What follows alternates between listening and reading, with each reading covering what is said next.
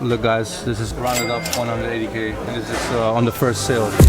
We was flying up all with white, those building lines, now it's clothing lines. I sell teas and my dog sell teas as well, but his ain't got no design. 180 for the tracksuit, go somewhere else if it's overpriced. New generation don't know how to track it. Yes guys, my name is Gianni, welcome back by the Millionaire Commerce channel. Today I have a very special interview, three brothers with one vision that are really crushing it with their brand. A lot of value will be shared and I take you guys along in this video, so keep watching. Bus what about on the front of a stolen bike. Soho pitching coat to the game and I'll serve anyone, I got open mind. So my name is Tupac, I'm 29 years old. I'm a father of a beautiful daughter. Been in the e-com space now for 1 year and these are my amazing brothers. Hey, my name is Amaru, 31 years old. I have a very technical background, working as a developer for a big bank. Roughly 1 year now in the e-com space and we're doing the work, man.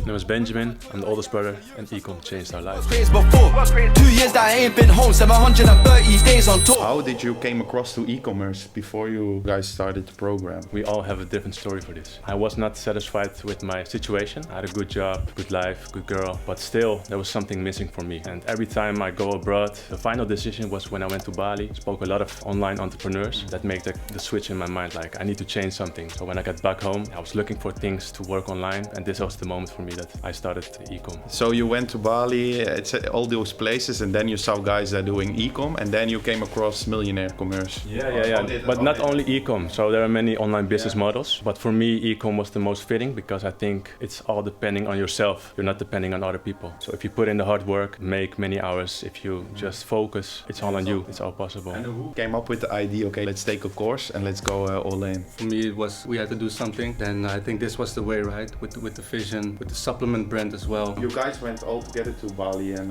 yeah, but we traveled a lot. We traveled also a lot before e-com. Okay, on vacation, you came on to the idea, okay, we need to start selling online. And then everything started basically when you came back. Yeah, that was my story, but they have a different story.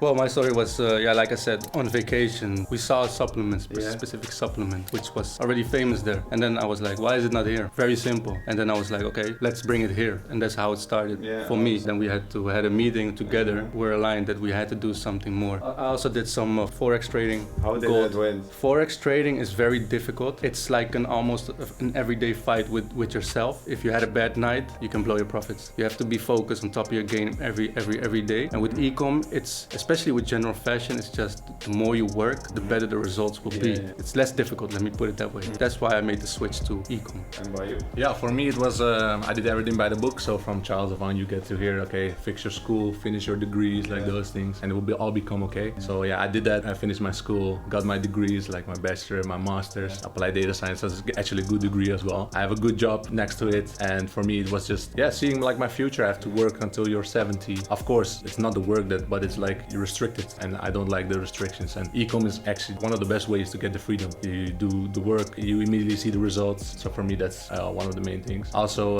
my brothers, they said, the train is moving, whoever wants to come on.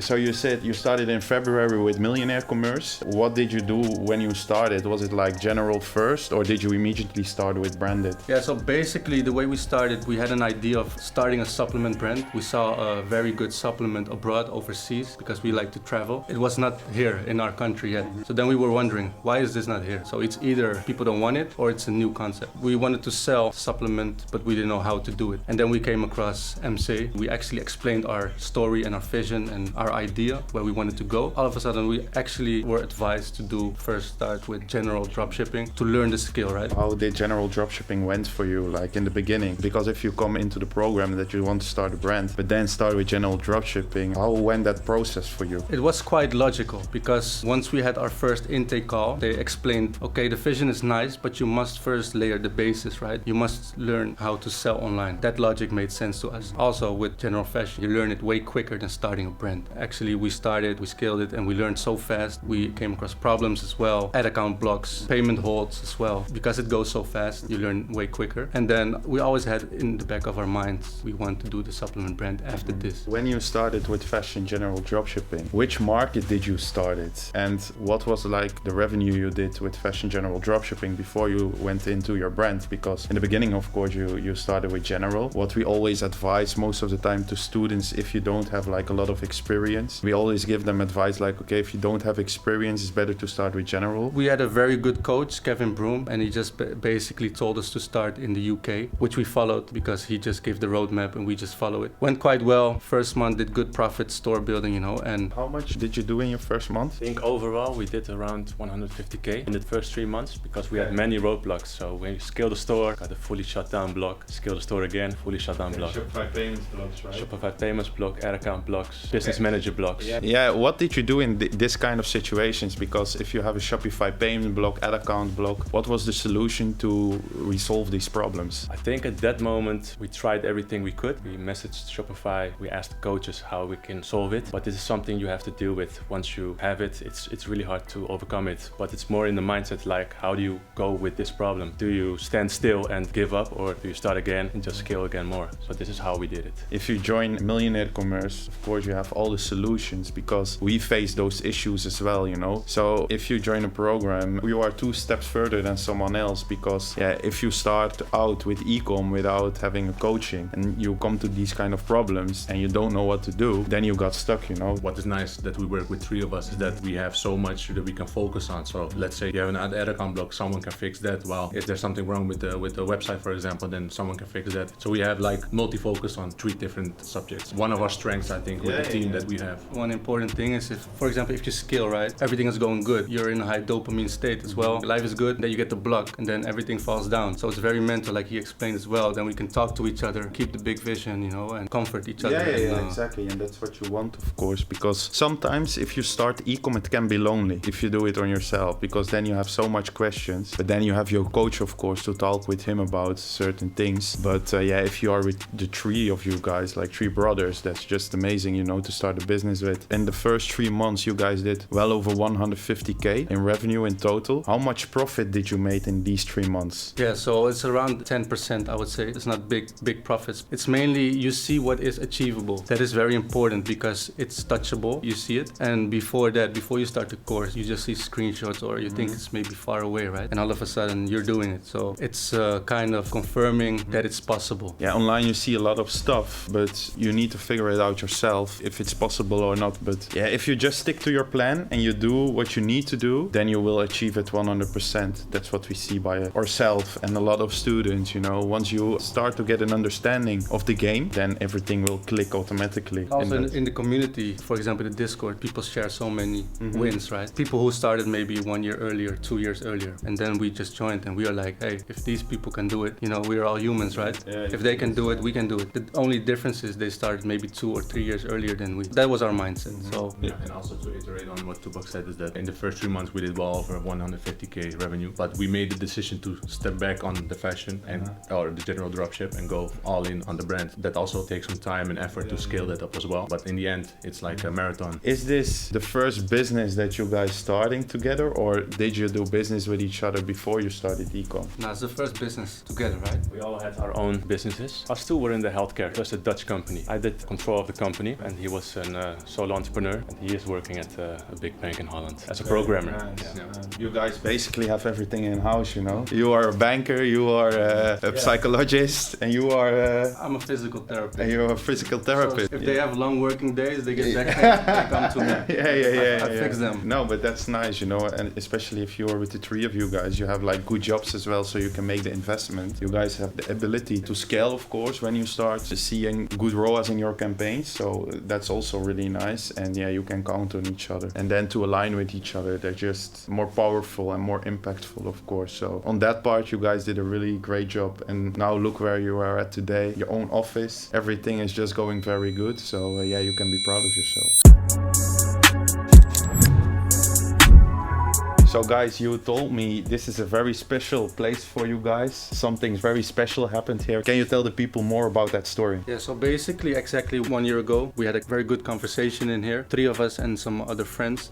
We basically said, hey, we're gonna start this e-com journey. Who wants to join? The boat is gonna go. Whoever springs on the boat can come along with us. If not, no problem, but we are going to do this. And it's just crazy to imagine that that was 1 year ago. Yeah. And now 1 year later, you guys are here interviewing us in the same place about our journey. We knew it, but some insecurities. Also said we did not know it, you know, but we also confirmed it, and it is very nice. Yeah. Because who was the guy that funded like the whole part of joining MC and that came with the idea to do here the meeting? I think it was you, right, Benjamin? Yeah, I was the one who said like I'm willing to fund this journey. So this is how I started. But yeah, we all did it together. So this was the way. Also, if you look at like the nature of family, right? The biggest brother funds it. I think it's very nice. Yeah, of course. And now look where you are now. He's opening so much opportunities for us as well. So for us also, it's like more than natural to give not 100% but 120% every day. You can build a really big empire with the three of you guys. So, and if one brand goes good and well, you can easily go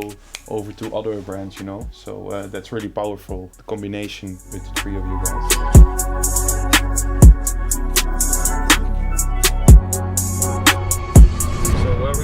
So we're going to the neighborhood we grew up in. We have lived there until I think maybe until we were 12. We grew up together, single mother household as well, with 3 children, 3 boys. It was a busy home. We fought a lot, of course, a brotherly fight. We want to show you guys where we grew up, where we played soccer, where we had our first beefs, our first fights. It was a good time. When we were outside, we always played with each other. That's the good thing about having 3 brothers. You have always someone to play with. I also remember if I had a fight, I could just call my big brother and he would fight for me.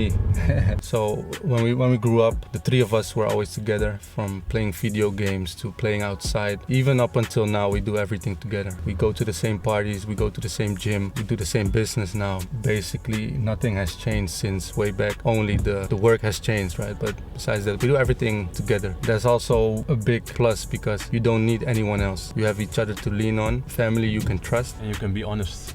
With each other. It's also a good thing. If someone is lacking, you can just call him out. We even had a few conversations, you know, if someone was lacking, whether it be a vacation or it be a party, we are 100% honest with each other. And if someone is lacking, we just tell them, what are you doing? This does not align with the bigger picture, right? We want to achieve. We have goals, and if anything is not aligned with achieving those goals, we just call out each other. And it's not personal. We don't take it personal because we are brothers, right? If you were to tell that to a friend, maybe he would be hurt, or maybe the relationship will be broken. So that's very strong.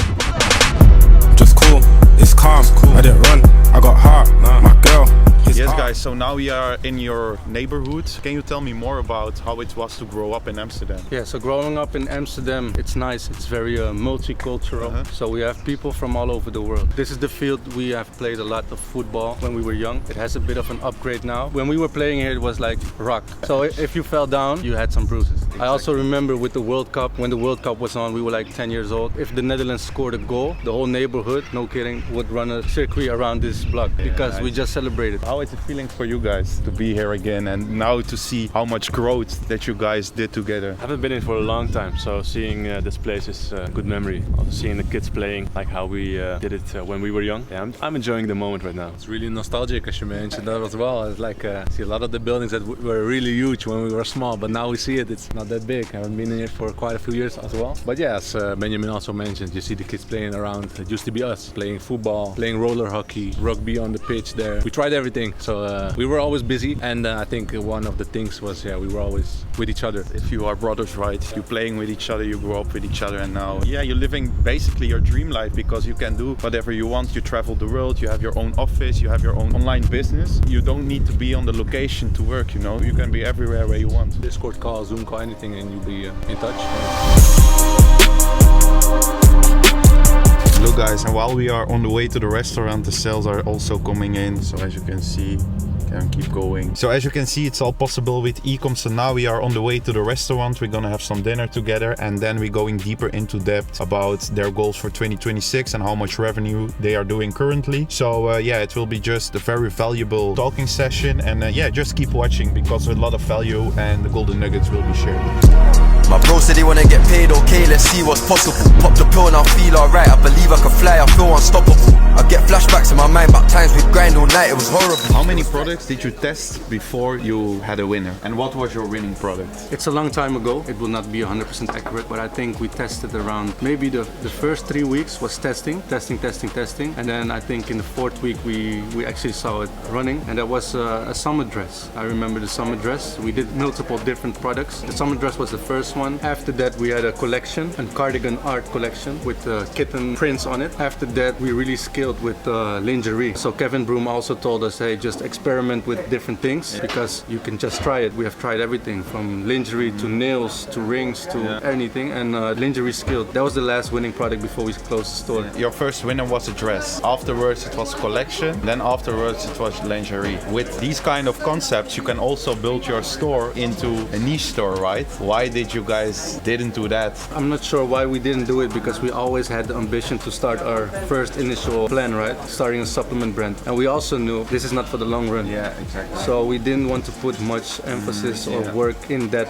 particular part because we had a bigger vision. But even with that in mind, we saw, for example, also I think it was a ring that we could skill at that store. Then we had an internal meeting with the three of us. We also discussed this with the coach Kevin. Decided to go, why don't we try a more branded jewelry store? Within one day we had the site running fully on the jewelry. But yeah, then it didn't pick up quite nicely as we had with the other store. We focused then again on the other. Okay, that's the best you can do then, of course. But then, of course, you did like very nice revenue in general, and that was your first step to start earning eco money. And then after that, you immediately started the dream of you three guys, so the brand. How did that journey went? Like, okay, you started immediately the supplement brand. Where did you find your product? What was the vision behind it? Yeah, we closed the stores, we closed the fashion stores. We knew what type of product we wanted to sell. We didn't know where, so we just contacted some suppliers and basically started from there. This is also something MC helped us with because as we were beginners, we almost had an MOQ of like 25k. Then we talked to Kevin Klaassen and he told us, no, don't do that as a start. Just look for a similar product, and once you get traction, then you can have your idea with the custom formula, those kind of things. So this is also something really helped. That's also the way how it goes, right? If you want to start a brand, yeah, you don't need to buy heavily the product that you want because you first want to test it, want to validate it, and then once you see it works, then you can buy more stock. A lot of guys think if they start a brand, they immediately need to buy crazy stock and need to have a lot of cash flow, but that's basically bullshit because your supplier have everything, right? What you guys did was very good, and also with the help of MC, I think a lot of people don't see what a coaching program can do for someone, right? Because if you do it alone, then you don't have a clue what you are doing because then you just trust your one supplier you have. But with MC, we have multiple suppliers, we have multiple coaches, we have multiple guys that are doing millions a month and that have like the contacts, you know, in China, and then it's much easier to do something like you guys wanted to do. I think the best thing about MC is we did not build the brand with them, but we built the foundation with MC. Mindset, make it touchable, right? That's what we really learned from MC. Can you maybe tell a little bit more about what did you guys learn about mindset within MC? In one word, it's to be resilient. That's actually 3 words. But resilience is I think the biggest thing. Breaking limiting beliefs as well, which is very important because people just tell you, hey, this is the way, follow this line, and then you're doing a good job. And all of a sudden you're in a position where the path has already been laid out for you, right? And joining MC, it really like switched the whole mindset into thinking, hey, there's more to it. Also being resilient. If some things go bad, you are 100% responsible for that, so you have to fix it. Nobody is responsible if something happens to you, and that part I implemented on my whole life. Even relationships, even raising my daughter. If something happens, it's fully on me. Besides, of course, business, it's just a life lesson. That's also the most beautiful thing about MC as well. Like we have everything, you know. It's not only the course, but it's like the mentality, the mindset, the suppliers, the strategies, just everything. And a lot of people join MC, but a lot of friendships come also out of MC, and a lot of people connect with each other. Did you guys have the same as well? Yeah, so it's the same, you know. We still have a good contact with our coach, Kevin, which we reach out to whenever we need advice or whenever we have some problems with it. So you just build great connections with people who have the same mindset. Yeah, it's just a whole community, you know. It's like a real family, and that's the most beautiful thing about MC, you know. What was for you guys the biggest difference between making the step from general to branded? The biggest change was branded is way slower than general fashion. We could scale really fast with general fashion. However, when we started the brand, things slowed down. It takes more time, you know, more testing, more knowledge. So that was the biggest difference, which we also struggled with because we were still in the community and we saw a lot of people who joined the course after us scale further than we did with our brand. That was a big roadblock. We asked ourselves, we had a lot of meetings together, were we doing the right thing? thing. Should we go back to general fashion or not? Also had some conversations with Kevin Broom about this. But then again, we just stick to the long-term plan and decided that it's the best thing to go branded. Just keep on doing that. Don't look at others, no problem. Focus on yourself and it will work out. It's the biggest thing you want to have here, right? Because your mindset is everything in e-com, literally. Because if things doesn't work out in the beginning, it's not being said that it will never work out. You just need to have patience and learn about your product, learn about your customer, and try to test the right things. And what you also hear a lot is test as much creative as possible, but that's also the biggest bullshit. You want to test quality, right? How do you guys look into that? Yeah, that's a very good question. That's also what we struggled with. Just test more, test more, test more. And so we did, especially in the beginning. We just launched ads without even thinking, right? Because everyone says it. And if you're unexperienced, you just follow the guidance without thinking why. So then you're gonna analyze the metrics, of course, and then you start to think logically for yourself, hey, is this the right way or not? And then you come to the conclusion, of course, you have to test a lot, but you have to test it with intention, right? You test it with a hypothesis. What am I going to test? How can we measure this? And how can we iterate based on that hypothesis? Exactly. And then if you understand that game, then it's doing it a lot. That's what we see a lot as well, and that's what I see a lot as well by myself. You need to make iterations on what's working, right? And you need to test the quality. That's basically it. But how long did it take to get the first revenue in? Like how many months or weeks were you guys testing before you saw results? When we started with the brand, we tested multiple avatars, multiple angles, multiple pain points. Yeah, Traction started within the first week. We already had sales, but it wasn't no big sales. We couldn't scale on that. I think after maybe 2 months, we found like a winning angle, a winning pain point, and then we focused more on that. Basically, it's fast. After 2 months finding your winning angle, and then you can scale, because by some people it takes much longer. So what is your advice to the people that are doing much longer to find something winning than people that find something winning maybe in weeks or 1 month or 2 months? In the beginning, we only did around 1K days, 2K days. This for the revenue that we did in the beginning. So it was all right, but it was not scalable yet. So this took a little bit of a while before we could scale. How many months did it take? Us, we were stuck a long time at 1 or 2K. I think maybe 4 months, 5 months, something like this. November, December, it was the time that we scaled. What made the difference that you could scale? So for the people that are watching, what is your advice to them that you can give them? Okay, if you want faster traction or faster winning angles or products, you can do X, Y, Z. It was mostly more research in the avatar, more going deep in the avatar, Reddit, Amazon, different kind of forums, and really specific targeting the avatar. Also trying to gain more traction to your website by better ads. These were, I think, the most metrics that we focused on. But the breakthrough was finding the angle, of course, also finding one specific avatar. So one angle, one specific avatar, one country, and then we also had one winning pre-lender. So we made pre-lenders, we tested a lot, and that funnel on one specific person, yeah, we could scale. So you have to know the avatar. Also, you went from like 1 or 2K a day to what kind of revenue could you scale? Yeah, so we did 9K days with subscriptions. That's the most beautiful thing about your brand, right? Because you have subscriptions, so you have a lot of profit, right? Yeah, so basically we implemented the subscriptions at the perfect time we could scale. So it was strategic, was very nice. And then within 1 month we had 1,000 active subscriptions, which is crazy. And what does that specific mean? Okay, if you have 1,000 subscriptions, what happened then? Well, basically it means you pay for someone to come to your website, right? You pay ad spend, and if they buy from you, then it's nice. But if they buy from you and you keep them locked, they will probably buy the next month as well. You can just get more revenue out of one customer by him buying next month again. If he stays, if he likes the product, of course, he will buy the third month again. Automatic payment. Yeah, so you have like recurring revenue every month. So of your 9K you did in a day, how much actual profits are you making then in one specific day? Because with the subscriptions, you double your profit, right? Yes, so we were profitable on the first sale already. We have great profit margins, but the real profit comes in the second month, because that is like 70% profit. You do not pay for it. You only pay the cost of goods, of course, and the shipping, but that's in no ad spend, which is